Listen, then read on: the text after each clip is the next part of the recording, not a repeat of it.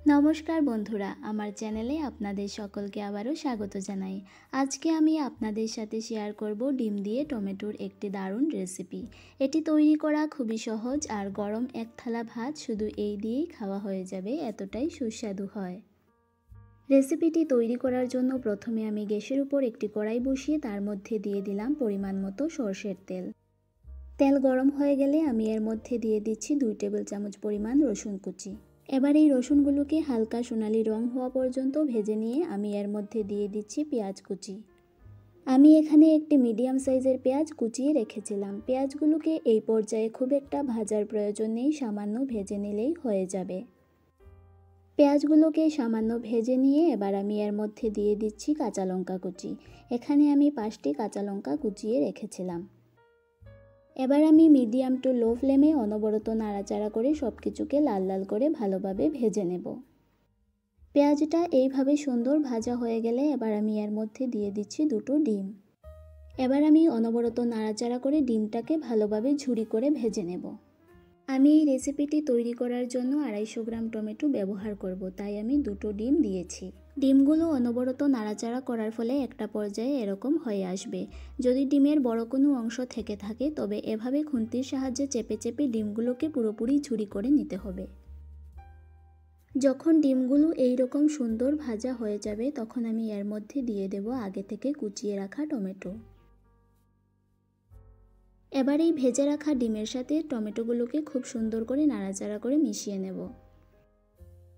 সব কিছু এইভাবে সুন্দর মেশানো হয়ে গেলে এবার আমি এর মধ্যে দিয়ে দেব 1/2 টেবিল চামচ পরিমাণ হলুদ গুঁড়ো আর দিচ্ছি স্বাদ অনুযায়ী লবণ। এবার সামান্য নাড়াচাড়া করে সব কিছুকে ভালোভাবে মিশিয়ে নেব। যেহেতু আমি লবণ দিয়েছি তাই এই পর্যায়ে টমেটো থেকে অনেকটা জল বের হবে, তাই এই রান্নাতে আলাদা করে কোনো জল দেওয়ার প্রয়োজন নেই। যদি জল দিয়ে দেন তাহলে এই রান্নাটা এতটাই ঝোলঝোল হবে যে পরে এই জলটা শুকিয়ে নেওয়া অনেকটা কষ্টকর হয়ে যাবে। এই পর্যায়ে আমি গ্যাসের আঁচটাকে একদম বাড়িয়ে দিয়ে অনবরত নাড়াচাড়া করে টমেটোগুলোকে ভালোভাবে ভেজে নেব, যাতে টমেটোর এক্সট্রা জলটা ভালোভাবে শুকিয়ে যায়। হাই ফ্লেমে কিছুক্ষণ অনবরত নাড়াচাড়া করার ফলে দেখুন বন্ধুরা, টমেটোটা খুব সুন্দর ভাজা হয়ে গেছে আর টমেটো থেকে যে এক্সট্রা জল বেরিয়েছিল তাও খুব সুন্দর শুকিয়ে গেছে।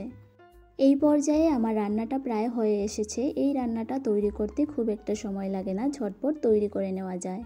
আর এটি খেতেও ভীষণ ভালো লাগে, ছোট থেকে বড় সকলেরই ভীষণ প্রিয়। গরম এক থালা ভাত শুধু এই দিয়েই খাওয়া হয়ে যাবে। এই পর্যায়ে আমার ভাজাটা প্রায় হয়ে এসেছে। এবার আমি এর মধ্যে দিয়ে দিচ্ছি ধনেপাতা কুচি। এবার সামান্য নাড়াচাড়া করে টমেটোর সাথে ধনেপাতাটাকে ভালোভাবে মিশিয়ে নিচ্ছি। নামানোর আগে এইভাবে ধনেপাতা দিলে এই রান্নাটার স্বাদটা অনেক গুণ পরিমাণ বেড়ে যায়। ধনেপাতা দিয়ে আরও 1 থেকে 2 মিনিট ভেজে নিলেই আমাদের এই রেসিপিটা পুরোপুরি তৈরি হয়ে যাবে। এটি খুবই সুস্বাদু, আপনারা অবশ্যই বাড়িতে একবার ট্রাই করে দেখবেন। এই পর্যায়ে আমার রান্নাটা পুরোপুরি কমপ্লিট। এবার আমি চুলার আঁচটাকে বন্ধ করে দিয়ে এটিকে নামিয়ে নেব। দেখতে পেলেন বন্ধুরা, কত সহজেই তৈরি করে নিলাম ডিম দিয়ে টমেটোর দারুণ একটি রেসিপি। গরম ভাতের সাথে রান্নাটি খেতে কিন্তু দুর্দান্ত লাগে। আশা করছি আপনাদেরও ভালো লাগবে। আমার এই রেসিপিটি আপনাদের ভালো লাগলে প্লিজ সাবস্ক্রাইব করে পাশে থাকার অনুরোধ রইল।